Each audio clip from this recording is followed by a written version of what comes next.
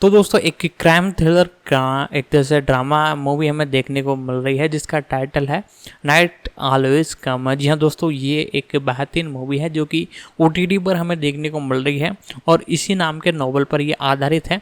तो मैं आगे मैं इसकी और इन्फॉर्मेशन आपको बताता हूँ, तो वीडियो को आप लाइक कर लें, चैनल को सब्सक्राइब कर ले, बेल आइकन दबा कर साल पर सेट कर ले। आगे मैं इसकी और इन्फॉर्मेशन आपको देता हूँ। नाइट ऑलवेज कम्स एक आगामी अमेरिकी क्राइम थ्रिलर ड्रामा फिल्म है जिसका निर्देशन बेंजामिन कैरन ने किया है और पटकथा सारा कॉनराड ने लिखी है। यह फिल्म विली व्लाउटिन के 2021 के उपन्यास द नाइट ऑलवेज कम्स पर है। इसमें वेनेसा किर्बी, जो फिल्म की निर्माता भी है, Jennifer Jason Leigh, Jack Gottsegen, Stephen James, Randall Park, Julia Fox, Michael Kelly और एली रोथ मुख्य भूमिकाओं में है। नाइट ऑलवेज कम्स को नेटफ्लिक्स द्वारा 15 अगस्त 2025 को रिलीज किया जाना है। 2-3 आधार। प्रशांत नॉर्थवेस्ट में एक हताश महिला पैसे जुटाने की कोशिश करती है। 4 गालना। वेनेसा किर्बी लिनेट के रूप में, जेनिफर जेसन लेह डोरेन के रूप में, जैक गॉटसेगन केनी लिनेट के बड़े भाई, Stephen James, Randall Park, Julia Fox, Michael Kelly, Eli Roth. उत्पादन। मार्च 2024 में यह घोषणा की गई कि नेटफ्लिक्स के साथ हुए समझौते के तहत अलुना एंटरटेनमेंट इस फिल्म का निर्माण करेगा। विली व्लाउटिन के 2021 के उपन्यास पर आधारित इस फिल्म का निर्देशन बेंजामिन कैरन करेंगे और इसकी पटकथा सारा कॉनराड लिखेंगी। वेनेसा किर्बी इस फिल्म में मुख्य भूमिका निभाने के साथ साथ इसका निर्माण भी करेंगी। लॉरेन डार्क, बेंजामिन और जोडी कैरन, गैरी लेविनसोहन और बिली हाइंस भी इसके निर्माता है। 4-5 कलाकारों में Jennifer Jason Leigh, Jack Gottsegen, Stephen James, Julia Fox, Eli Roth, Randall Park और माइकल केली भी शामिल है। 5-6 मुख्य फोटोग्राफी 2024 के वसंत में पोर्टलैंड, ओरेगन में शुरू हुई। बेंजामिन कैरन, जन्म 2 जुलाई 1976, एक गोल्डन ग्लोब, 2 एमी, 3 और बाफ्टा विजेता, 4 ब्रिटिश फिल्म और टेलीविजन निर्देशक है। जीवन और करियर। वेस्ट मिडलैंड्स में जन्मे कैरन की शिक्षा होमर्टन कॉलेज, कैम्ब्रिज में हुई। 5 कैरन ने अपने टेलीविजन करियर की शुरुआत जेजेड सहित कई कलाकारों के लिए तथ्यात्मक कार्यक्रम और मनोरंजन कार्यक्रम और संगीत वीडियो बनाकर की। 2006 में उन्होंने डेरेन ब्राउन के साथ मिलकर चैनल 4 के लिए 1 घंटे का विशेष कार्यक्रम द हीस्ट निर्देशित किया। 7 जिसे सर्वश्रेष्ठ मनोरंजन कार्यक्रम 8 श्रेणी में बाफ्टा के लिए नामांकित किया गया था। कैरन ने कई टेलीविजन ड्रामा का निर्देशन किया जिनमें स्कॉट एंड बेली, 9 स्किन्स और माई मैड फैट डायरी शामिल है। उनकी पहली एकल फिल्म ITV 1 और लेफ्ट बैंक पिक्चर्स के लिए Tommy Cooper, not like that like this नामक एक बायोपिक 2013 में फिल्माई गई थी। कैरन ने वॉलेंडर 2016 के अंतिम फीचर लेंथ एपिसोड का निर्देशन किया जो केनेथ ब्रानग अभिनीत बहुबाफ्टा और एमी विजेता और गोल्डन ग्लोब नामांकित श्रृंखला है। 2015 में कैरन ने अभिनेता और निर्देशक के theatre production the winter tale के सिनेमाई प्रसारण के निर्देशन में केनेथ ब्रानग के साथ फिर से काम किया, जिसका दुनिया भर में 1500 से अधिक स्क्रीन पर सीधा प्रसारण किया गया। 2016 में उन्होंने नेटफ्लिक्स सीरीज द क्राउन के 2 एपिसोड का निर्देशन किया, जिसे पीटर मॉर्गन ने लिखा और क्लेयर फॉय, मैट स्मिथ और जॉन लिथको ने अभिनय किया। 2017 में उन्होंने शर्लक की चौथी सीरीज के आखिरी एपिसोड द फाइनल प्रॉब्लम का निर्देशन किया। वह ब्रानग के रोमियो और जूलियट को सिनेमा स्क्रीन पर लाएंगे। 12 जून 2021 में डेडलाइन हॉलीवुड ने बताया कि Karen Disney plus Star Wars series Andor के एपिसोड का निर्देशन करेंगी, जिसे 2022 में रिलीज किया जाएगा। 13 कैरन ने एपिसोड 7, 11 और सीजन के फिनाले का निर्देशन किया। 14 कैरन ने अपने लंबे समय के निर्माता साथी अपनी बहन जोडी कैरन के साथ मिलकर शार्पर AK-24 और Apple TV plus feature film विकसित की। विली सी व्लाउटिन, जन्म 1967, एक अमेरिकी लेखक, संगीतकार और गीतकार है। वे पोर्टलैंड, ओरेगन के रॉक बैंड रिचमंड फॉन्टेन 1994 से 2016 के प्रमुख गायक, गिटारवादक और गीतकार थे और वर्तमान में द डेलाइंस के सदस्य हैं।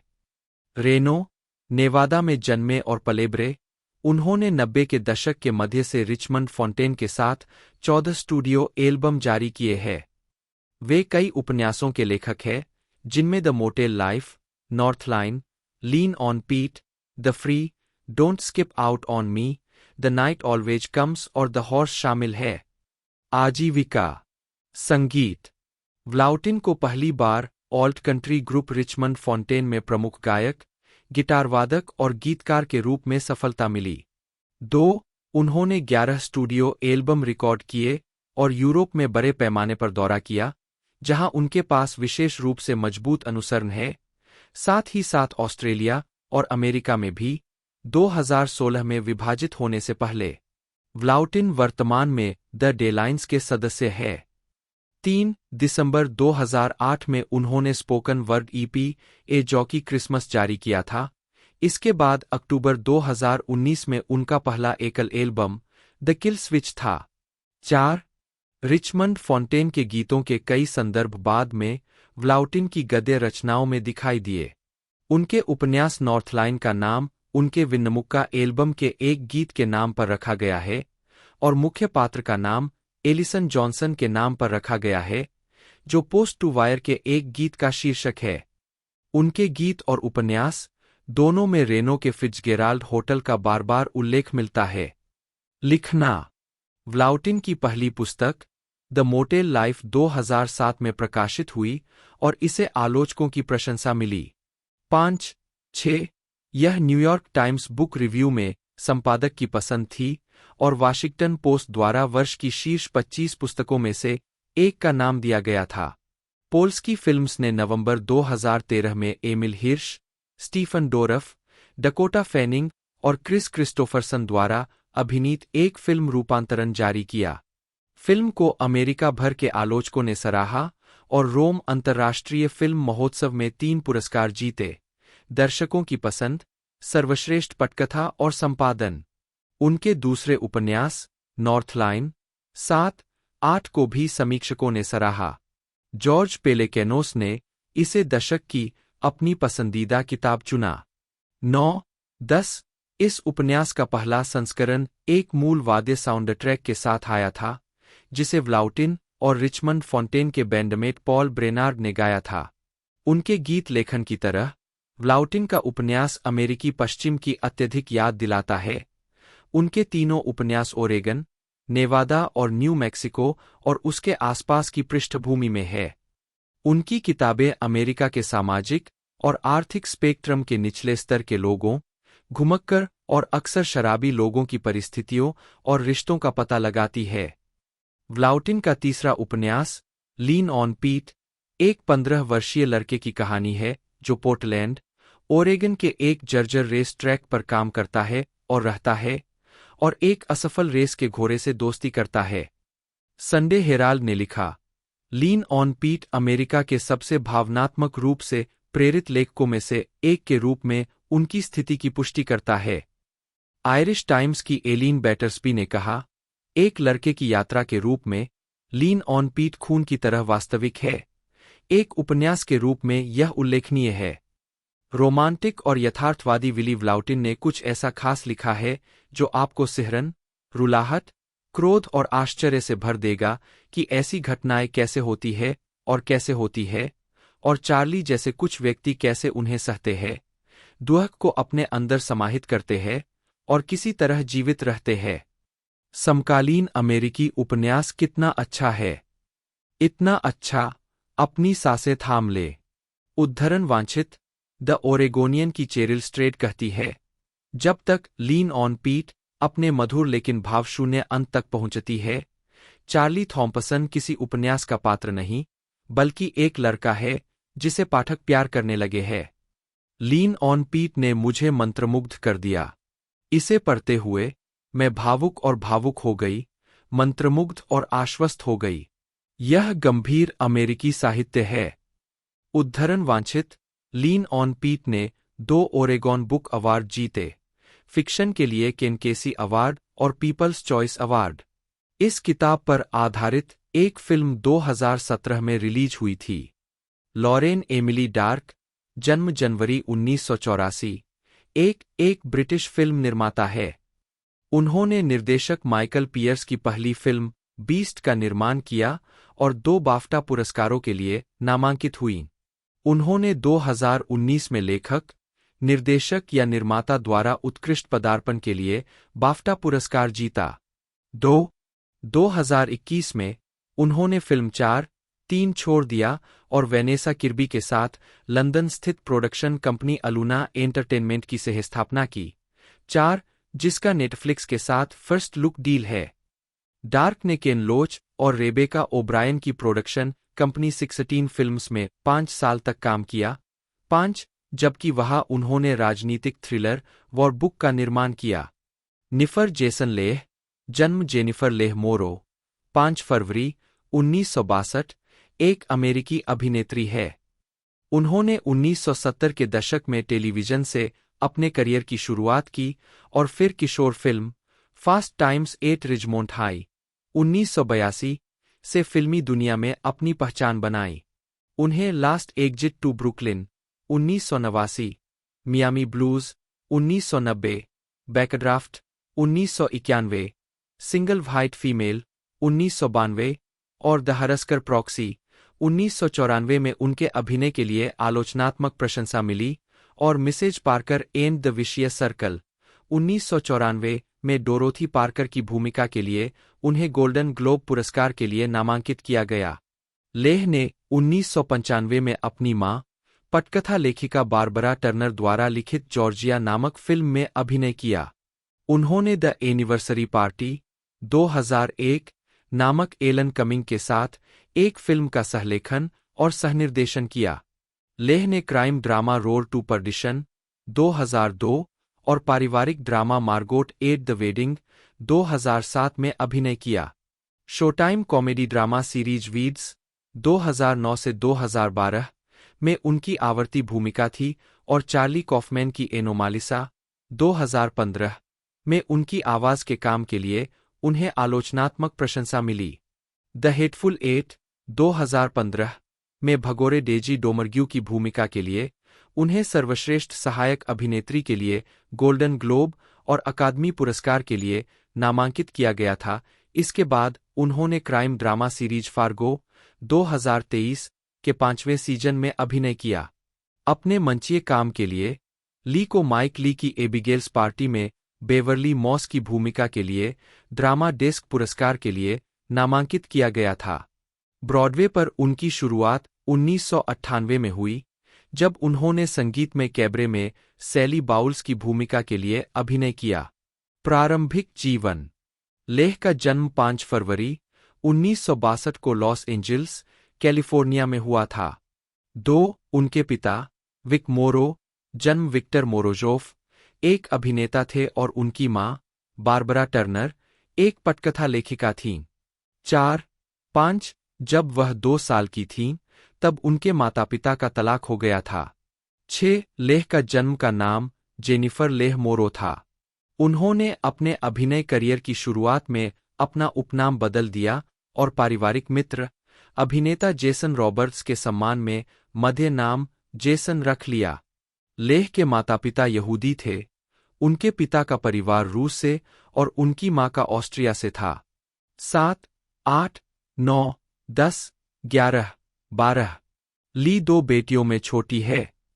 उनकी बड़ी बहन कैरी एन मोरो, जिन्हें उनकी 1995 की फिल्म जॉर्जिया में तकनीकी सलाहकार के रूप में श्रेय दिया गया था, का 2016 में निधन हो गया। 13 ली की एक सौतेली बहन भी है, अभिनेत्री मीना बादी, जन्म बदी, अपनी मां की दूसरी शादी से। बादी ने ली के साथ द एनिवर्सरी पार्टी में अभिनय किया। फिल्म निर्देशक रेजा बादी, ली की मां बारबरा से शादी करके उनके सौतेले पिता बने। आजीविका 1976 से 1989। The best little girl in the world 1981 में ईवा मैरी सेंट के साथ ली। लेह ने अपनी पहली film death of A stranger the execution 1973 में एक बिना बोले भूमिका निभाई थी। 14 साल की उम्र में उन्होंने ली स्ट्रेसबर्ग द्वारा सिखाई गई एक्टिंग वर्कशॉप और न्यूयॉर्क के लोच शेल्ड्रेक में Stagedoor Manor Performing Arts Training Center में भाग लिया। इसके बाद उन्हें फिल्म द यंग रनवेज 1978 में एक भूमिका मिली। वह बरेटा के एक एपिसोड और द वॉल्टन्स के एक एपिसोड में भी दिखाई दीं। इसके बाद कई टेलीविजन फिल्में आईं, जिनमें the best little girl in the world में एक एनोरेक्सिक किशोरी का चित्रण शामिल है, जिसके लिए लेह ने 86 पाउंड 39 किलोग्राम वजन कम किया। 14 उन्होंने 1981 की slasher film eyes of A stranger में एक अंधी, बहरी और गूंगी बलात्कार पीड़िता के रूप में अपनी फिल्मी शुरुआत की।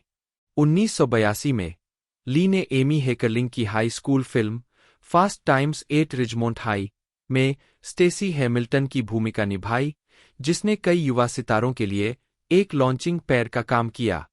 लेखन को लैंगिकवादी और शोषणकारी बताते हुए फिल्म समीक्षक रोजर एबर्ट अभिनय से उत्साहित थे।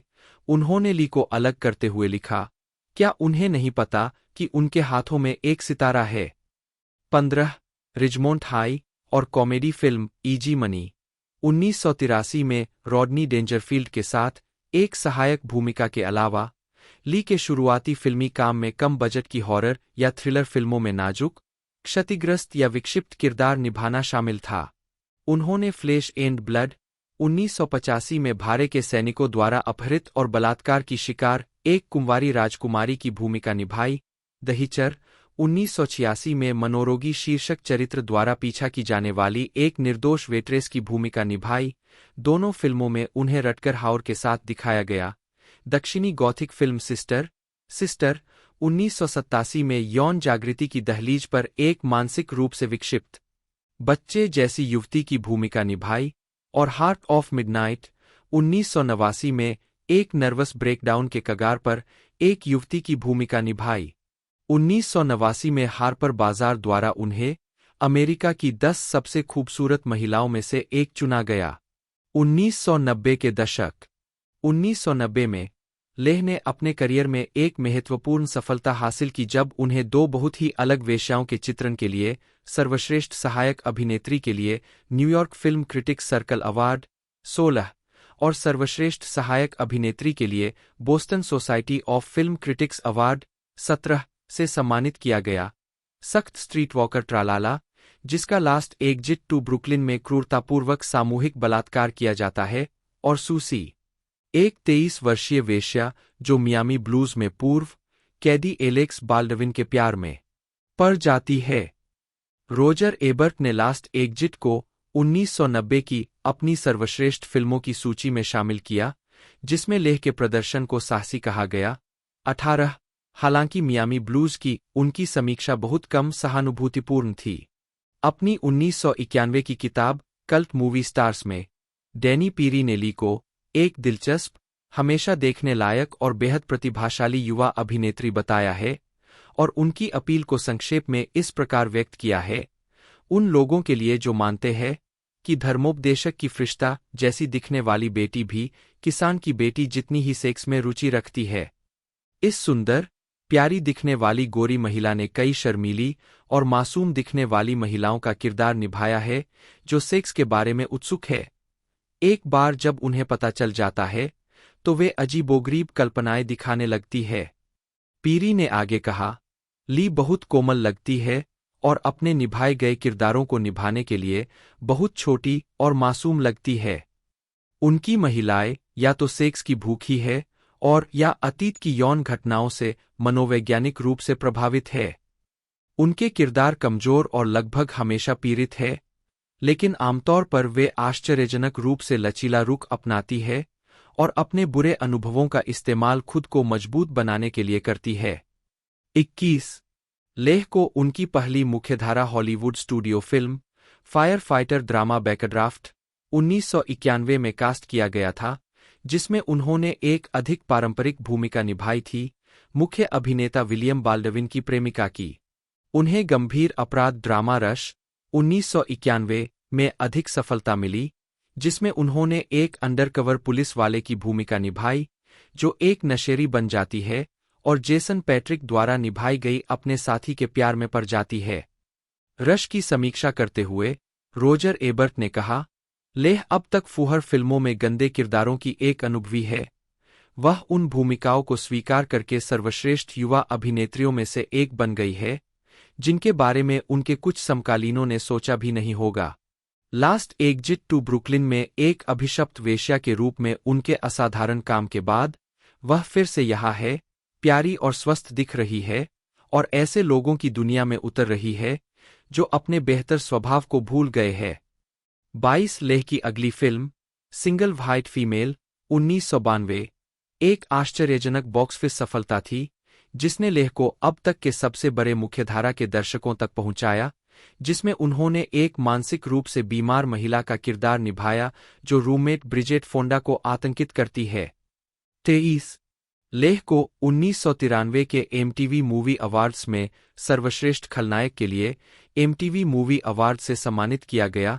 24 और सर्वश्रेष्ठ अभिनेत्री के लिए Chicago film critics association award के लिए नामांकित किया गया। 25 लेह ने स्टीफन किंग के उपन्यास डोलोरेस क्लेबोर्न 1995 के रूपांतरण में कैथी बेट्स के साथ एक पीड़ित, गोली खाने वाली महिला की भूमिका निभाई जो बचपन में यौन शोषण का इतिहास छिपा रही थी। लेह ने जॉर्जिया 1995 में अपनी सफल बड़ी बहन मारे विनिंगहैम की छाया में रहने वाली गुस्सैल, नशे की लत वाली रॉक गायिका सैडी फ्लर की भूमिका में अपनी सबसे बड़ी प्रशंसा हासिल की। भूमिका के लिए लेह ने 90 पाउंड 41 किलोग्राम वजन कम किया और अपने सभी गाने लाइव गाए, प्लस वैन मॉरिसन के टेक मी बैक का आधा मिनट का संस्करण। जॉर्जिया को आलोचकों की प्रशंसा मिली। जेम्स बेराडिनेली ने लिखा, कई बार इस प्रदर्शन को देखना असहज लगता है क्योंकि यह बहुत शक्तिशाली है। 26 और द न्यूयॉर्क टाइम्स की जेनेट मसलिन ने ली के उग्र, जोखिम भरे प्रदर्शन और जबरदस्त ईमानदारी की झलक का वर्णन किया। लेखन और निर्देशन 2001 में लेह ने द एनिवर्सरी पार्टी का सहलेखन और सहनिर्देशन किया, जो हाल ही में सुलह हुए एक विवाहित जोड़े के बारे में एक स्वतंत्र रूप से निर्मित फीचर फिल्म थी जो अपने दोस्तों को हॉलीवुड हिल्स के घर पर इकट्ठा करते हैं, जाहिरा तौर पर अपनी छठी शादी की सालगिरह मनाने के लिए। जैसे जैसे शाम होती है, पार्टी भावनात्मक टकराव और कड़वे तर्कों में बिखर जाती है क्योंकि उनकी खुशहाल शादी का दिखावा टूट जाता है। लेह को कम बजट की डोगमे 95 film the king is alive के फिल्मांकन के अपने हालिया अनुभव से प्रेरणा मिली। 55 लेह और सह लेखक एलन कमिंग ने फिल्म के लेखन में अपने व्यक्तिगत अनुभवों से खुलकर प्रेरणा ली। 55 लेह एक उम्रदराज अभिनेत्री की भूमिका निभाती है। फिल्म को डिजिटल वीडियो पर 19 दिनों में शूट किया गया था। 4 और इसमें इस जोड़ी के असल जिंदगी के हॉलीवुड दोस्त भी शामिल थे। 55 जिनमें Kevin Kline, Phoebe Cates, Gwyneth Paltrow, Jennifer Beals, John C Reilly, Parker Posey और लेह की बहन मीना बैडी शामिल थे। लेह और कमिंग को संयुक्त रूप से नेशनल बोर्ड ऑफ रिव्यू से फिल्म निर्माण में उत्कृष्टता के लिए प्रशस्ति पत्र मिला। 56 और उन्हें सर्वश्रेष्ठ प्रथम फीचर के लिए इंडिपेंडेंट स्पिरिट अवार्ड और सर्वश्रेष्ठ प्रथम पटकथा के लिए इंडिपेंडेंट स्पिरिट अवार्ड के लिए नामांकित किया गया। फिल्म को आमतौर पर सकारात्मक समीक्षा मिली। 57 व्यक्तिगत जीवन 1982 में लेह के पिता विक मोरो, बाल कलाकार माइका दिन्हले और रेनी शिनीचेन 58 के साथ ट्वाइलाइट जोन द मूवी की शूटिंग के दौरान एक हेलीकॉप्टर स्टंट में गड़बड़ी होने पर दुर्घटनावश मारे गए थे। लेह और उनकी बहन ने वार्नर ब्रदर्स, जॉन लैंडिस और स्टीवन स्पीलबर्ग के खिलाफ गलत तरीके से मौत का मुकदमा दायर किया था। 1 साल बाद उन्होंने अदालत के बाहर समझौता कर लिया। 59 लेह ने खुद को शर्मीली, अंतर्मुखी और हॉलीवुड के प्रचार और घोटाले से विमुख बताया है। 6 60 छोटी, स्वतंत्र फिल्मों में अपनी भूमिकाओं के बारे में बोलते हुए उन्होंने कहा, मैं ऐसी फिल्म में काम करना पसंद करूंगी जिसके बारे में लोगों की भावनाएं बहुत गहरी हो, बजाय इसके कि वह $100 मिलियन कमाए, लेकिन आप उसे याद न रख सके क्योंकि वह बाकी सभी फिल्मों की तरह ही है। 5 2001 में ब्रॉडवे पर प्रूफ में अभिनय करते समय उनकी मुलाकात स्वतंत्र फिल्म लेखक निर्देशक नोआह बॉम्बाच से हुई। इस जोड़े ने 2 सितंबर 2005 को शादी कर ली। उनके बेटे का जन्म 17 मार्च 2010 को हुआ। लेह ने 15 नवंबर 2010 को लॉस एंजिल्स में आपसी मतभेदों का हवाला देते हुए तलाक के लिए अर्जी दी। 61 उन्होंने जीवनसाथी से सहयोग के साथ साथ दंपति के बेटे की प्राथमिक हिरासत और बॉम्बाच से मिलने की अनुमति मांगी। 62 सितंबर 2013 में तलाक को अंतिम रूप दिया गया। 63 2023 में हमास के नेतृत्व में इजरायल पर हमले और उसके बाद हुए युद्ध के बाद लेह ने इंस्टाग्राम पर इजरायल के लिए भारी समर्थन व्यक्त किया। 14 फरवरी 2024 को लेह ने इजरायल समर्थक संगठन क्रिएटिव कम्युनिटी फॉर पीस द्वारा लिखे गए एक खुले पत्र पर हस्ताक्षर किए, जिसमें यूरोविजन 2024 से इजरायल को हटाने के प्रयासों की आलोचना की गई थी। 64 96वें अकादमी पुरस्कार में सर्वश्रेष्ठ अंतर्राष्ट्रीय फीचर फिल्म के लिए जोनाथन ग्लेजर के स्वीकृति भाषण के बाद, जिसमें उन्होंने यहूदीपन और होलोकॉस्ट को एक कब्जे द्वारा अपहरित किया जा रहा है की निंदा की। लेह फिल्म उद्योग के 1000 यहूदी सदस्यों में से एक थे जिन्होंने ग्लेजर के भाषण की निंदा की और एक अन्य खुले पत्र में इजरायली सरकार के कार्यों का बचाव किया। जैकरी रॉबिन गॉत्सजेन, जन्म 22 अप्रैल 1985, एक अमेरिकी अभिनेता और रैपर है। उन्होंने film the peanut butter falcon में एक सफल भूमिका निभाई थी। आजीविका उनकी स्क्रीन पर शुरुआत एक शिशु के रूप में प्राकृतिक प्रसव पर एक निर्देशात्मक फिल्म में हुई थी। एक जेनो माउंटेन फार्म में, जो विकलांग और सामान्य लोगों के लिए एक शिविर था, गॉत्सजेन की मुलाकात टायलर निल्सन और माइकल श्वार्च से हुई। उनके अनुरोध पर कि वे उन्हें मुख्य भूमिका में लेकर एक फिल्म बनाएं, निल्सन और श्वार्च ने द पीनट बटर फाल्कन लिखी और निर्देशित की। फिल्म में गॉत्सजेन ने डाउन सिंड्रोम से ग्रस्त एक महत्वाकांक्षी पेशेवर पहलवान की मुख्य भूमिका निभाई थी। 2020 में गॉत्सजेन अकादमी पुरस्कारों में प्रस्तुतकर्ता बनने वाले डाउन सिंड्रोम वाले पहले व्यक्ति बने, जब उन्होंने और शिया लाबियोफ ने 92वें अकादमी पुरस्कारों में सर्वश्रेष्ठ लाइव एक्शन लघु फिल्म के लिए अकादमी पुरस्कार प्रस्तुत किया। 2019 में उन्हें एसोसिएटेड प्रेस द्वारा ब्रेकथ्रू एंटरटेनर के रूप में मान्यता दी गई।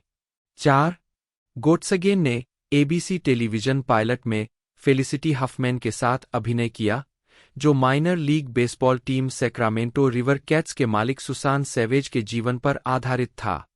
स्टीफन जेम्स, जन्म 16 दिसंबर 1993, एक कनाडाई अभिनेता है।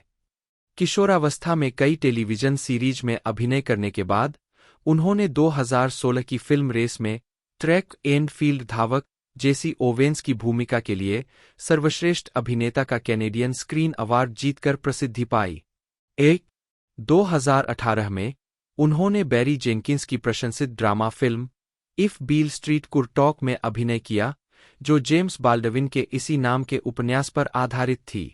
उसी वर्ष उन्होंने अमेजन सीरीज होमकमिंग में वाल्टर क्रूज की भूमिका निभाई, जिसके लिए उन्हें गोल्डन ग्लोब पुरस्कार के लिए नामांकित किया गया।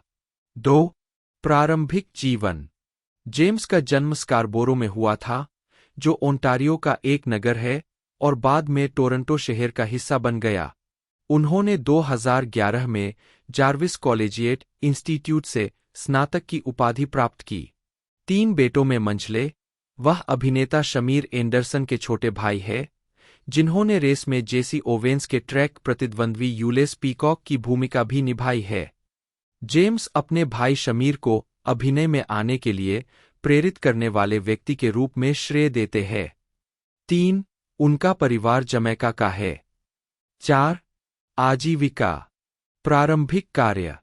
जेम्स ने टेलीविजन में अपनी शुरुआत लंबे समय से चल रही कनाडाई किशोर श्रृंखला डेग्रासी में 2 सीजन के लिए एक आवर्ती भूमिका के साथ की।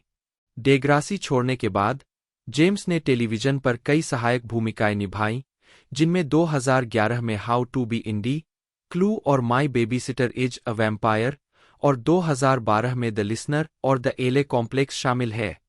इसके अलावा 2011 में उन्होंने एबीसी फैमिली द्वारा टीवी के लिए बनाई गई फिल्म 12 डेट्स ऑफ क्रिसमस में एक सहायक भूमिका निभाई। 5.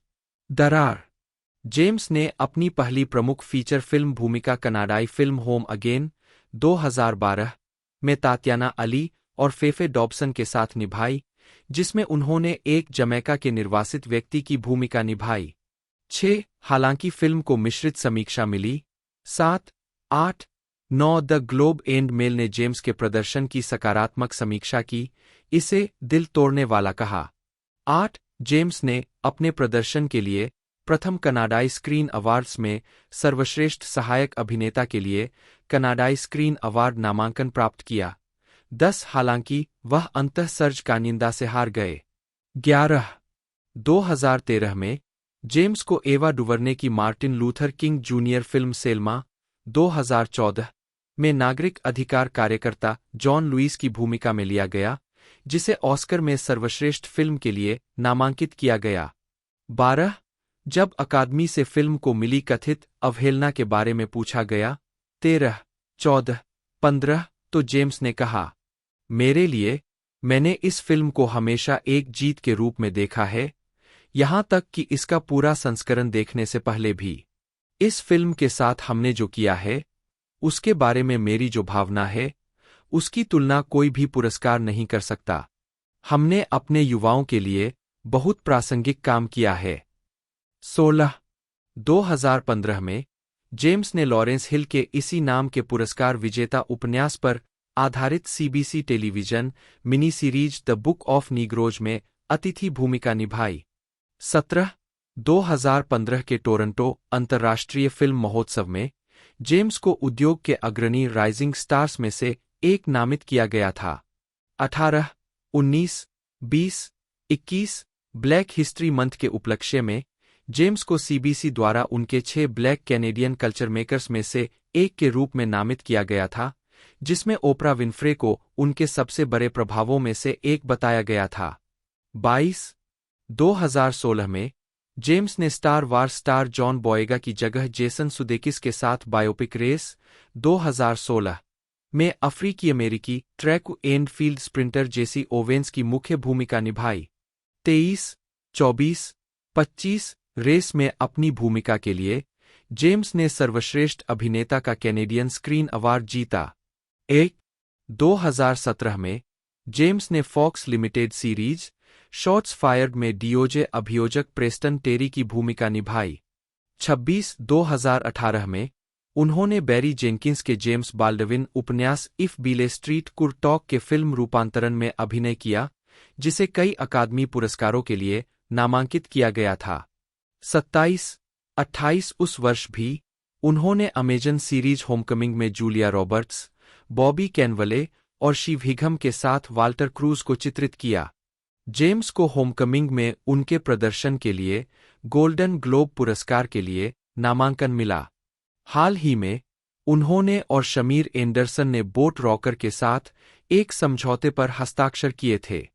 29 फरवरी 2022 में यह बताया गया कि जेम्स कलाकार जीन मिशेल बास्कियाट के जीवन के बारे में एक सीमित श्रृंखला में अभिनय और सहनिर्माण करने के लिए जुड़े। रैंडल पार्क, जन्म 23 मार्च 1974, 1, 2, 3, एक अमेरिकी अभिनेता और फिल्म निर्माता है।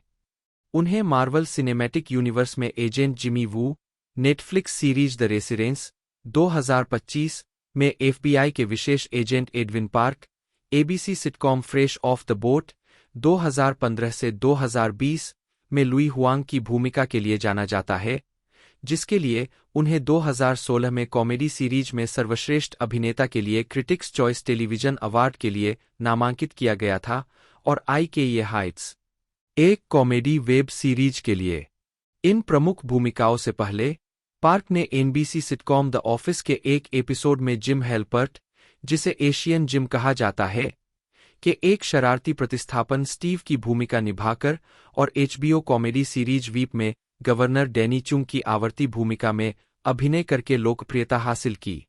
उन्होंने अली वोंग के साथ Netflix romantic comedy film Always Be My Maybe 2019 में सहअभिनय और सहलेखन भी किया और कॉमेडी ड्रामा फिल्म शॉर्टकमिंग्स 2023 का निर्देशन किया।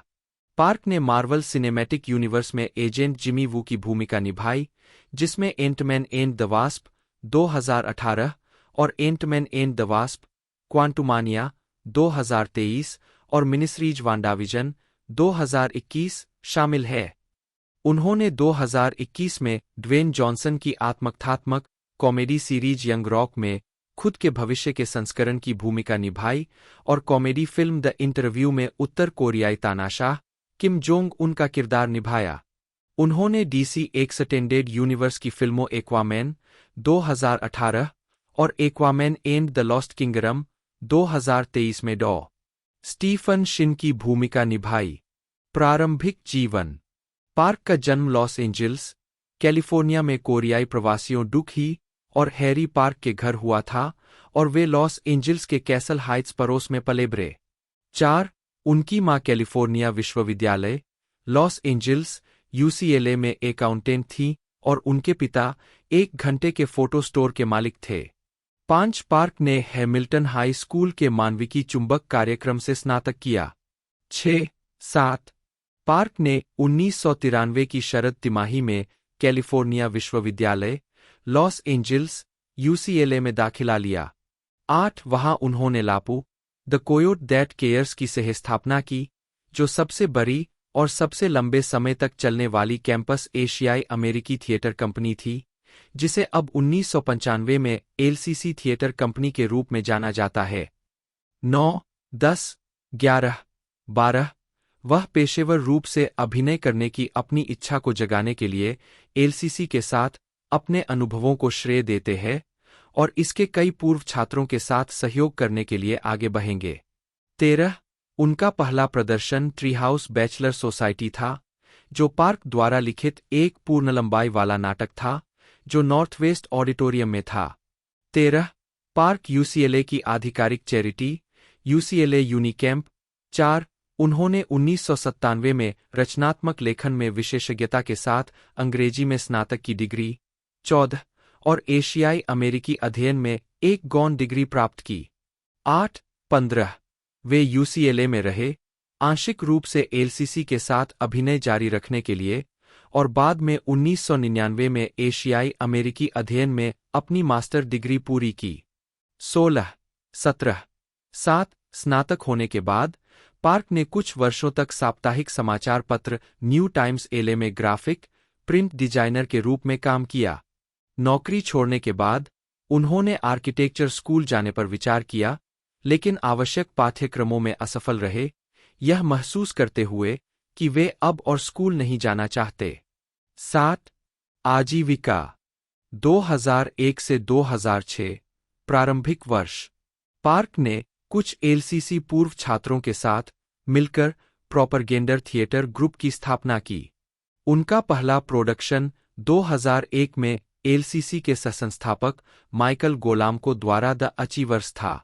11 इस समय के आसपास पार्क ने प्रोपरगेंडर शो के दौरान अपने पिछवाड़े में मनोरंजन के लिए स्टैंड अप कॉमेडी करना शुरू कर दिया। उन्होंने माइक बिरबिग्लिया और मिच हेडबर्ग को शुरुआती प्रभावों के रूप में उद्धृत किया और बाद में कॉमेडियन अली वोंग के साथ प्रदर्शन किया। 18, 4, 19 अन्य उल्लेखनीय प्रोपरगेंडर पूर्व छात्रों में विवियन बैंग, टिम चियू और एडी शिन शामिल है। 20 पार्क, शिन, वोंग और एलसीसी के सहसंस्थापक नाओया इमानिशी भी अल्पकालिक improv group the legendary stage ninjas का हिस्सा थे। लेह ने सर्वश्रेष्ठ अभिनेत्री के लिए New York film critics circle award 28 और मॉन्ट्रियल वर्ल्ड फिल्म फेस्टिवल से सर्वश्रेष्ठ अभिनेत्री का पुरस्कार जीता। 29 साथ ही एक इंडिपेंडेंट स्पिरिट अवार्ड नामांकन और सेंसुअल नाइफ फाइट नामांकन। 30 कुछ लोगों ने आश्चर्य व्यक्त किया कि उन्हें अकादमी पुरस्कार के लिए नामांकित नहीं किया गया था। 31-32 जबकि विनिंगहैम को सर्वश्रेष्ठ सहायक अभिनेत्री के लिए अकादमी पुरस्कार के लिए नामांकित किया गया था। 1990 के दशक के दौरान लेह ने कई स्वतंत्र फिल्म निर्देशकों के साथ काम किया। उन्होंने रॉबर्ट ऑल्टमैन के साथ शॉर्टकट्स 1993 में काम किया, जिसमें उन्होंने एक फोनसेक्स ऑपरेटर की भूमिका निभाई, और कैंसस सिटी 1996 में एक संरक्षक अपहरणकर्ता की भूमिका निभाई। लेह ने ऑल्टमैन के लिए प्रशंसा व्यक्त की है और उन्हें अपना गुरु कहा है। 4 अपनी बुरी लड़की भूमिकाओं से गति में बदलाव करते हुए लेह ने कोएन ब्रदर्स की 1950 के दशक की कॉमेडी द हरस्कर प्रॉक्सी 1994 के लिए हास्य श्रद्धांजलि में तेजतर्रार रिपोर्टर एमी आर्चर की भूमिका निभाई। लेह ने एलन रूडोल्फ की film Mrs Parker and the vicious circle 1994 में लेखक और आलोचक डोरोथी पार्कर के रूप में अपनी पहली मुख्य भूमिका निभाई। गति के एक और बदलाव में उन्होंने एग्निश्का हॉलैंड के हेनरी जेम्स उपन्यास वाशिंगटन स्क्वायर 1997 के संस्करण में अभिनय किया, जिसमें एक 19वीं सदी की डरपोक उत्तराधिकारी की भूमिका निभाई जिसे एक सोने की खोजी द्वारा प्रपोज किया जाता है। 1997 में उन्हें फेथ नो मोर के music video last cup of सोरो में दिखाया गया था। 1998 में वह कैंपबेल स्कॉट के साथ Hallmark Hall of Fame television film the love letter में दिखाई दीं। डेविड क्रोनबर्ग की एक्सिस्टेंस 1999 में उन्होंने एक वर्चुअल रियलिटी गेम डिजाइनर की भूमिका निभाई जो अपनी ही रचना में खो जाती है। 36 लेह ने स्टेनली कुब्रिक की अंतिम film eyes wide shut 1999 Kubrick दृश्यों को फिर से शूट करना चाहते थे, लेकिन लेह एक्सिस्टेंस के साथ शेड्यूलिंग संघर्ष के कारण अनुपलब्ध थीं। इसके बजाय उनके दृश्यों को काट दिया गया और भूमिका को मैरी रिचर्डसन के साथ फिर से जोड़ा गया। 37-2000 उन्होंने 2000 में 57वें वेनिस अंतर्राष्ट्रीय फिल्म महोत्सव में जूरी सदस्य के रूप में काम किया। लेह ने सैम मेंडेस की रोल टू परडिशन 2002 में एक गैंगस्टर की अभिशप्त पत्नी की संक्षिप्त भूमिका निभाई और जेन कैंपियन की कामुक थ्रिलर इन द कट 2003 में मेग रयान की बेरहमी से हत्या की गई बहन की सह-अभिनय किया। उन्होंने डार्क थ्रिलर द मशीनिस्ट 2004 में क्रिश्चियन बेल के किरदार की वेश्या प्रेमिका स्टीवी की भूमिका निभाई। सैन फ्रांसिस्को क्रॉनिकल के मिक लासेल ने टिप्पणी की कि दलित, सेक्सी, भरोसेमंद और चुपचाप मजाकिया वेश्या के रूप में लेह निश्चित रूप से अपने तत्व में है। 38 डॉन मैककेलर की फिल्म चाइल्ड स्टार कई सालों तक टॉड सोलोनज की फिल्म में काम करने की चाहत के बाद 5 वह पैलिंड्रोम्स 2004 में दिखाई दीं। लेह को मूल रूप से विंसेंट गैलो की स्वनिर्देशित फिल्म द ब्राउन बनी में उनकी प्रेमिका के रूप में लिया गया था और स्क्रिप्ट की आवश्यकता के अनुसार वह गैलो पर मुख मैथुन करने के लिए स्पष्ट रूप से तैयार थीं। बाद में लेह ने टिप्पणी की कि यह बस काम नहीं कर पाया और अंततः यह भूमिका क्लो सेविग्नी ने निभाई। 40 वह एड्रियन ब्रॉडी और कीरा नाइटली के साथ मनोवैज्ञानिक थ्रिलर द जैकेट 2005 में भी दिखाई दीं। 41 लेह 2008 की कलाकारों की टुकड़ी की फिल्म सिनेक्डोच न्यूयॉर्क में दिखाई दी और उन्होंने अपने तत्कालीन साथी नोआ बाउम्बैक द्वारा लिखित और निर्देशित 2 फिल्मों में अभिनय किया। 4 2009 में लेह को showtime comedy drama series weeds में कास्ट किया गया। 42 8वें सीजन में नियमित अतिथि बन गए। लेह को 3 अलग-अलग करियर सम्मान मिले हैं। 1993 में टेलुराइड फिल्म फेस्टिवल में, 43 2002 में लिंकन सेंटर की फिल्म सोसाइटी से स्वतंत्र सिनेमा में उनके योगदान के लिए एक विशेष पुरस्कार, 44 और 2001 में लॉस एंजिल्स के ग्रूमैन के मिस्री थिएटर में अमेरिकन सिनेमाथेक द्वारा आयोजित उनके फिल्मी काम का एक सप्ताह का पूर्वव्यापी प्रदर्शन। 45 2010 वर्तमान 2015 सैन डिएगो कॉमिक कॉन में लेह और द हेटफुल एट के बाकी कलाकार और निर्देशक। लेह 2012 में एबीसी पर ड्रामा सीरीज रिवेंज में शामिल हुई।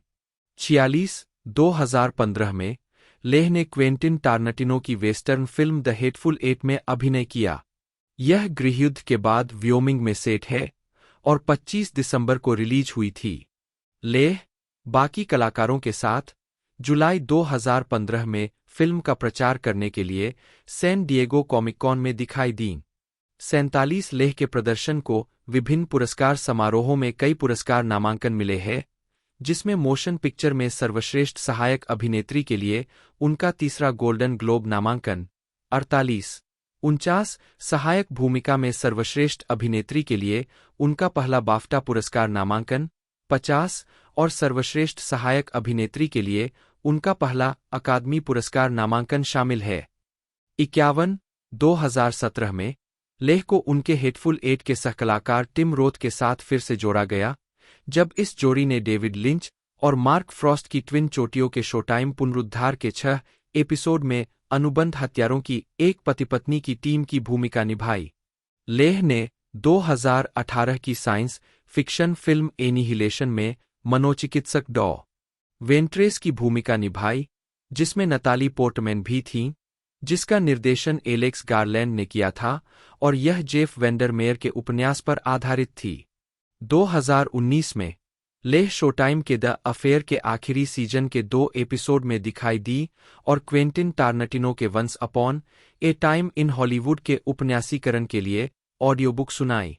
वह 2020 में ब्रैंडन क्रोनबर्ग की साइंस फिक्शन थ्रिलर पोसेसर में दिखाई दीं।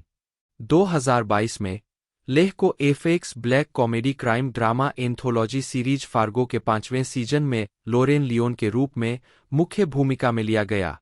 मंचीय भूमिकाएं 1998 में लेह ने सैम मेंडेस के संगीत में कैबरे के ब्रॉडवे पुनरुद्धार में सैली बाउल्स की मुख्य भूमिका निभाई, नताशा रिचर्डसन की जगह, जिन्होंने मेंडेस के निर्माण में भूमिका की शुरुआत की थी। 52, उन्होंने 2001 में ब्रॉडवे पर प्रूफ में मुख्य भूमिका में मैरी लुइस पार्कर की जगह ली। 53, उनकी अन्य नाट्य प्रस्तुतियों में the glass menagerie, man of destiny, the shadow box, picnic, sunshine और एबिगेल पार्टी शामिल है। 2011 में उन्होंने न्यूयॉर्क शहर में the house of blue leaves के ब्रॉडवे पुनरुद्धार में बेन स्टिलर और एडी फाल्को के साथ बनी की भूमिका निभाई। निर्देशक Benjamin Karen.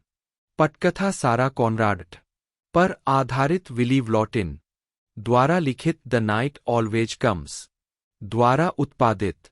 Vanessa Kirby, Lauren Dark, Benjamin Caron, Jodi Caron, Gary Lewinsohn, Billy Hines, Ryan बार्टेकी।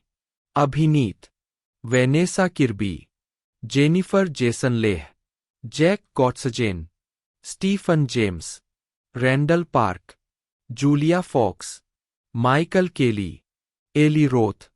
छायांकन डेमियन गार्सिया द्वारा संपादित यान माइल्स। संगीत एडम जानोटा बजोव्स्की। उत्पादन कंपनियां H2L मीडिया ग्रुप, अलुना एंटरटेनमेंट, चौकोर आंखों वाली तस्वीरें द्वारा वितरित नेटफ्लिक्स। रिलीज की तारीख 15 अगस्त 2025। कार्यकारी समय 108 मिनट। 1 देश संयुक्त राज्य अमेरिका। भाषा अंग्रेजी। पार्क ने 2003 में लघु फिल्म ड्रैगन ऑफ लव में मुख्य भूमिका के रूप में अपनी शुरुआत की। इस फिल्म ने 2003 के हवाई अंतर्राष्ट्रीय फिल्म महोत्सव में सर्वश्रेष्ठ लघु फिल्म का पुरस्कार जीता। पार्क ने UCLA के पूर्व छात्र फ्रैंकलिन द्वारा निर्देशित फीचर फिल्म अमेरिकन फ्यूजन में सहलेखन और अभिनय किया, जिसने 2005 के हवाई अंतर्राष्ट्रीय फिल्म महोत्सव में ऑडियंस अवार्ड जीता। 21, 22, 23 यह उस वर्ष नवंबर में अपनी मृत्यु से पहले पैट मोरिता की आखिरी फिल्म भी थी। 21 पटकथा लेखन में 2009 निकोल फेलोशिप के लिए एक क्वार्टर फाइनलिस्ट थी। 24 अपने करियर के शुरुआती दिनों में, जब पार्क के पास कोई टैलेंट एजेंट नहीं था, तो वह अलग अलग टेलीविजन नेटवर्क पर डाइवर्सिटी शोकेस के जरिए भूमिकाएं बुक करते थे। 25 2006 में वह CBS डाइवर्सिटी शोकेस में दिखाई दिए। 32 साल की उम्र में एमटीवी के वाइल्ड एन आउट में एक कलाकार के रूप में उन्होंने अपनी आय बढ़ाने के लिए स्टारबक्स में काम किया। 4/26 2007 में वह नियमित रूप से फिल्म निर्माण reality show on the lot में एक अभिनेता के रूप में दिखाई दिए। 2007 से 2013 ऑनलाइन कार्य। पार्क को संयुक्त राज्य अमेरिका में 2008 की महान मंदी और 2009 की शुरुआत में संभावित SAG-AFTRA हड़ताल के बाद काम कम लगने लगा। 27 इसलिए उन्होंने इस अवधि के दौरान अपनी खुद की परियोजनाओं पर ध्यान केंद्रित करना शुरू कर दिया। 18 उन्होंने लघु फिल्म ब्लूबेरी लिखी, जिसने 2010 में NBC shortcuts film festival for short films में सर्वश्रेष्ठ अभिनेता का पुरस्कार जीता। 28-29 उन्होंने सुपाह निंजास में मार्टिन फुकानागा की भूमिका निभाई थी। पार्क ने वोंग फू प्रोडक्शंस के साथ कई परियोजनाओं पर सहयोग किया है, जिसकी शुरुआत कॉमेडी स्किट टू फास्ट 2010 में ब्रैंडन की भूमिका और web series home is where the hairs are 2012 में सौतेले पिता की भूमिका से हुई।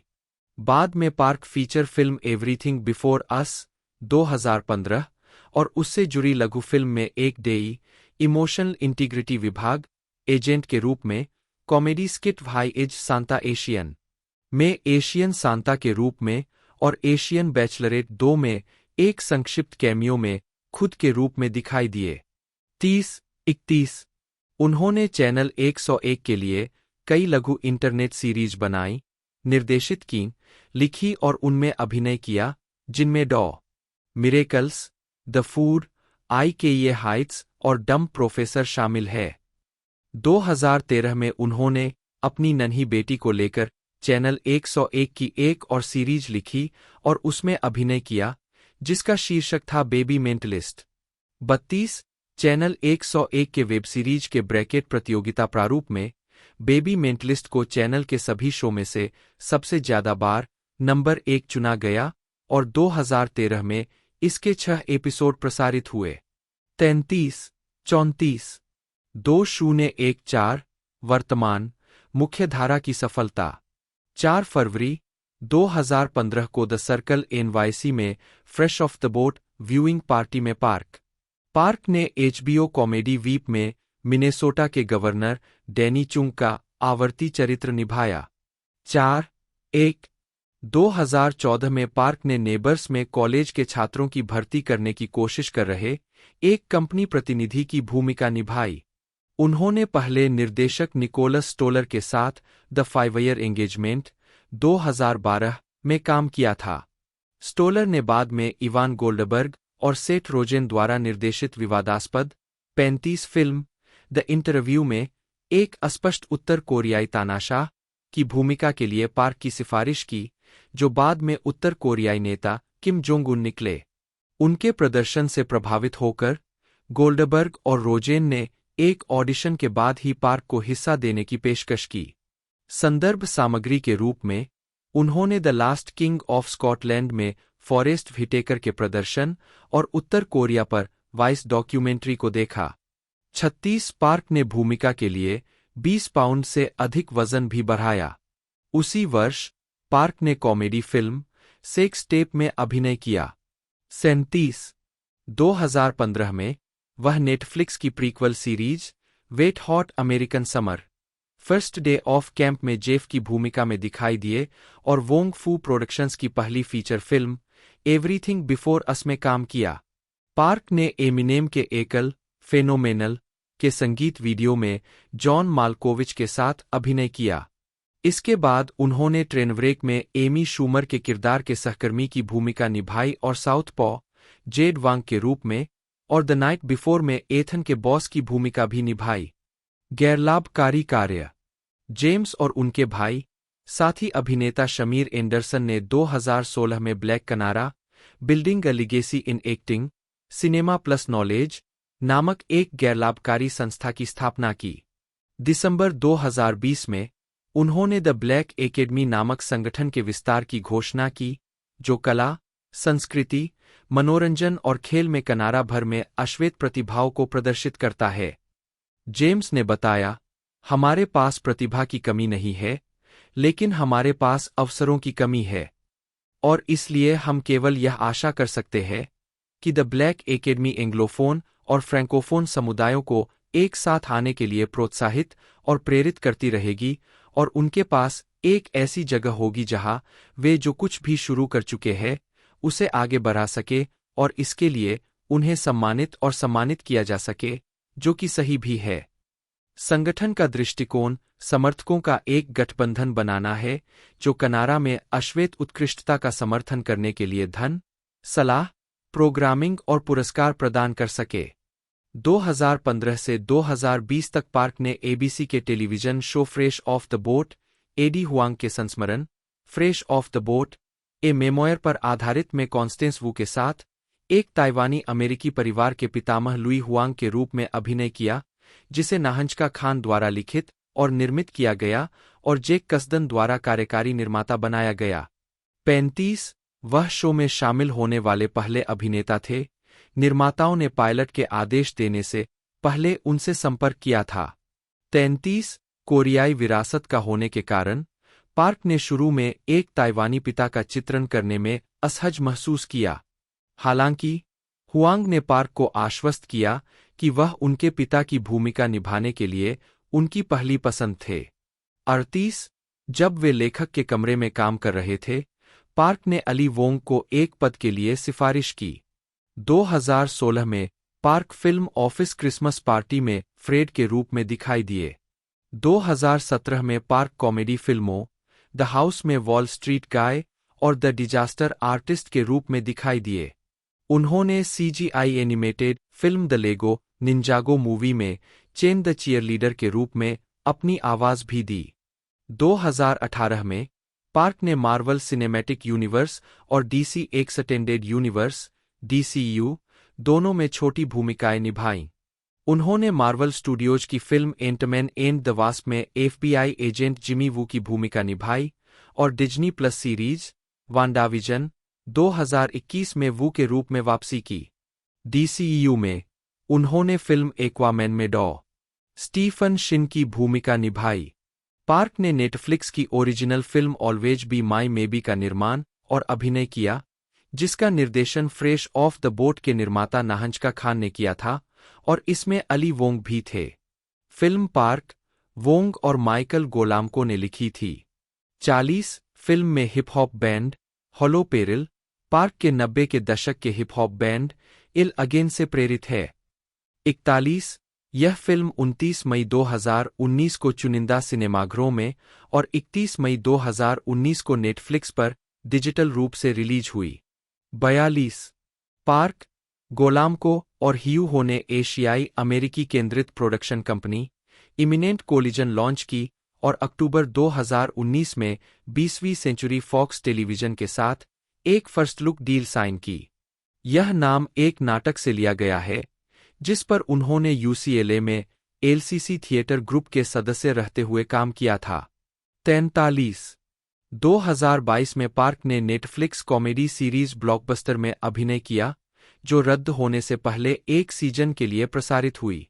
45 जनवरी 2023 में पार्क की पहली निर्देशित फिल्म शॉर्टकमिंग्स का प्रीमियर 2023 सनडांस फिल्म फेस्टिवल में हुआ।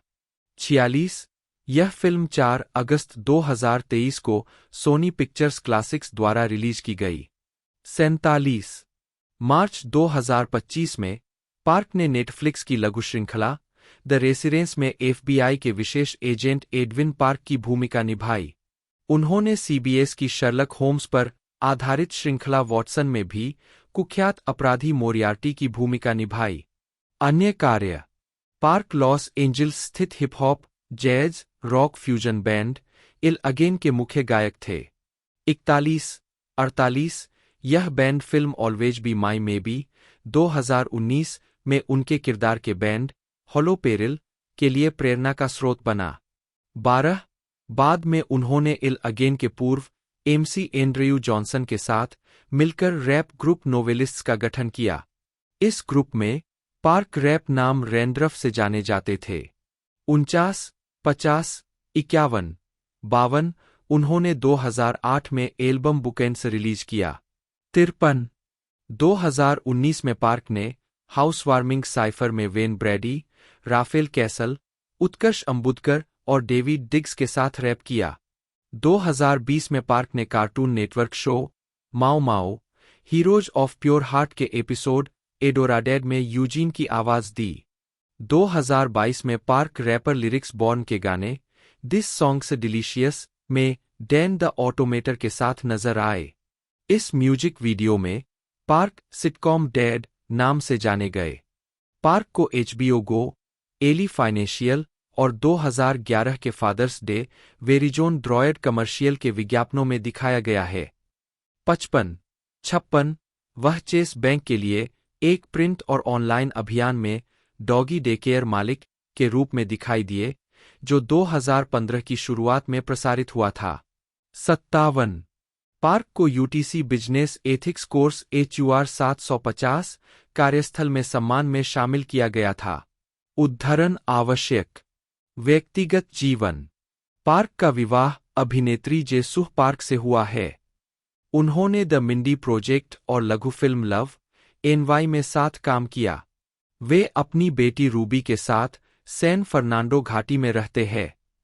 58 रूबी लुइस पार्क का जन्म 2012 में हुआ था।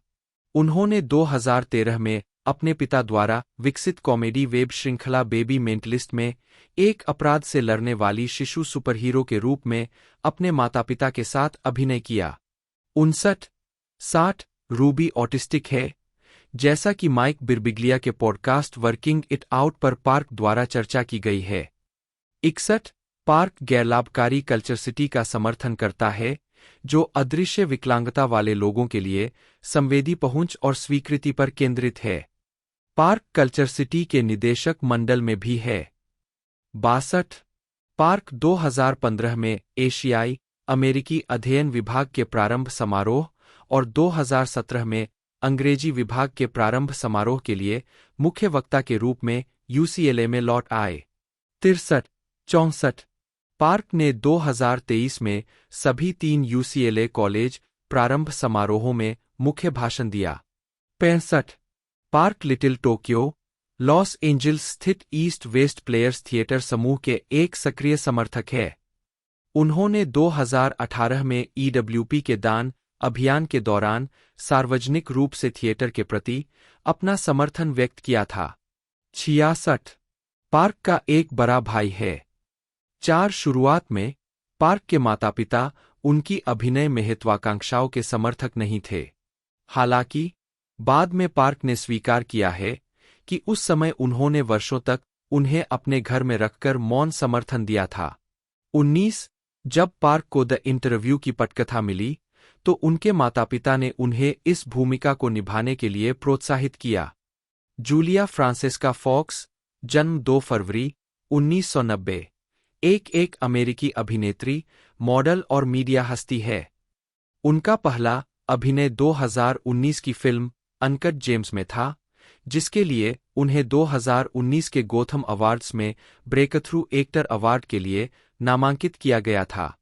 2 वह अपनी विलक्षण शैली और ऑनलाइन उपस्थिति के लिए भी जानी जाती है। अक्टूबर 2023 में फॉक्स ने अपनी पहली किताब डाउन द ड्रेन नामक एक संस्मरण प्रकाशित किया। उसके बाद से उन्होंने इसी नाम से एक एकल गीत भी जारी किया है। वह निकी ताकेश के साथ फॉरबिडन फ्रूट्स नामक एक स्पॉटिफी पॉडकास्ट भी होस्ट करती है। प्रारंभिक जीवन।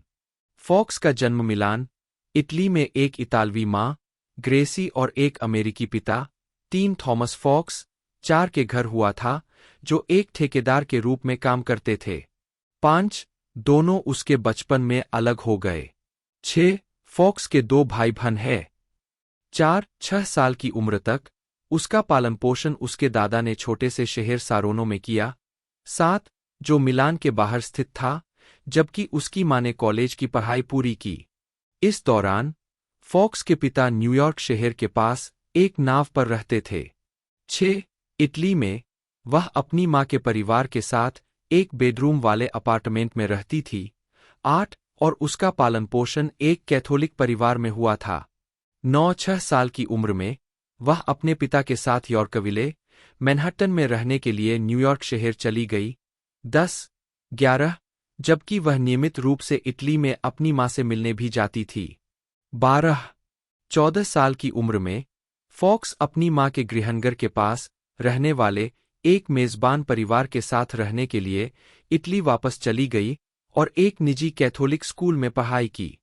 13 धूम्रपान करने और स्कूल छोड़ने के कारण उन्हें मेजबान परिवार छोड़ने के लिए कहा गया और न्यूयॉर्क लौटने तक कुछ समय के लिए वह अपनी मां के खाली अपार्टमेंट में अकेली रहीं। 14 बड़े होने के दौरान फॉक्स को अपेक्षाकृत बेघर होने के दौर से गुजरना पड़ा। 5 और उसके माता पिता के साथ उसके रिश्ते मुश्किल थे। उसके पिता अस्थिर और गाली गलौज करने वाले थे और जब फॉक्स उससे मिलने जाती थी तो उसकी मां लंबे समय तक अनुपस्थित रहती थी और दोनों के बीच विस्फोटक झगड़ा भी होता था। 14-15 साल की उम्र में वह अपने प्रेमी के साथ रहने के लिए घर छोड़कर चली गई, जो एक ड्रग डीलर था। उसके जेल जाने के बाद वह एक दोस्त के घर रहने लगी। 6 फॉक्स ने अपने रिश्ते को तब खत्म कर दिया जब उसने उसे जान से मारने की धमकी दी, जिसमें उसके परिवार को भी निशाना बनाया गया था। 14 फॉक्स ने किशोरावस्था में कई सेवा नौकरियों में काम किया, जिसमें एक जूते की दुकान, एक आइसक्रीम की दुकान और एक पेस्ट्री की दुकान शामिल थी। 3 City as School high school में पढ़ाई के दौरान क्रेगलिस्ट के एडल्ट गिग्स सेक्शन में नौकरी मिलने के बाद उसने ईस्ट विलेज में 6 महीने तक एक डोमिनेट्रिक्स के रूप में काम किया। 3-15 फॉक्स ने शराब भी पी, पार्टियों में भाग लिया। 16 क्लबिंग के लिए गई। 6 और कई बार गिरफ्तार हुई। 15 साल की उम्र में फॉक्स को ब्लूमिंगरेल से चोरी करते हुए पकड़ा गया और स्टोर से प्रतिबंधित कर दिया गया। 17 क्रेडिट कार्ड धोखाधड़ी के लिए चोरी और बड़ी चोरी के लिए उसे 3 साल के लिए परिवीक्षा पर रखा गया था। 18-16-17 साल की उम्र में उसने ओवरडोज ले लिया और उसे मृत्यु का अनुभव हुआ। 7 फॉक्स ने कुछ समय के लिए न्यूयॉर्क शहर के न्यू स्कूल में मीडिया अध्ययन में भाग लिया और बाद में पढ़ाई छोड़ दी। 7 आजीविका मॉडलिंग, कला और फैशन डिजाइन। फॉक्स ने एक कपड़े डिजाइनर के रूप में शुरुआत की और अपनी दोस्त ब्रियाना एंडलोरे के साथ एक सफल महिला knitwear luxe line, Franziska Fox launch की। 3-15 उन्होंने एक मॉडल के रूप में भी काम किया। 2015 में प्लेबॉय के आखिरी नग्न संस्करण के लिए पोज दिया। 19 और एक प्रदर्शनी चित्रकार और फोटोग्राफर के रूप में। 20 उन्होंने फोटोग्राफी की 2 किताबें स्वयं प्रकाशित कीं, symptomatic of A relationship gone सोर, हार्टबर्न नोजिया 2015 में प्रकाशित हुई और पीटीएसडी 2016 में प्रकाशित हुई। 3-20-2017 में फॉक्स ने आरआईपी जूलिया फॉक्स नामक एक कला प्रदर्शनी की मेजबानी की, जिसमें उनके अपने खून से चित्रित रेशम कैनवस थे। 21 उसके बाद से वह Tiffany and company, 22 Diesel, 23 Coach न्यूयॉर्क और सुप्रीम के अभियानों में दिखाई दी है। 24 और CR fashion book, the last office, Wonderland, 25 Vogue, 26 Vogue Italia, 27 the Face, 10 paper, 28 V, 29 और इंटरव्यू के संपादकीय में। 30 वह वोग चेकोस्लोवाकिया, 8 एले ब्रासिल, 31 और न्यूयॉर्क मैगजीन के कवर पर भी दिखाई दी है। तो बात कर ले इसकी रिलीजिंग डेट के बारे में, तो 15 अगस्त 2025 इसकी रिलीजिंग डेट रहने वाली है और ये हमें OTT पर एक तरह से देखने को मिलेगी। बाकी जैसे ये रिलीज़ होती है एक्सप्रेशन की वीडियो आपको सबसे पहले हमारे चैनल पर देखने को मिल जाएगी, तो आप सब्सक्राइब कर ले हमारे इस चैनल को। बाकी कमेंट कर ले आपको अपकमिंग किस मूवी पर वीडियो चाहिए। बाकी आज की इस वीडियो में इतना ही, मिलते हैं अगले वीडियो में।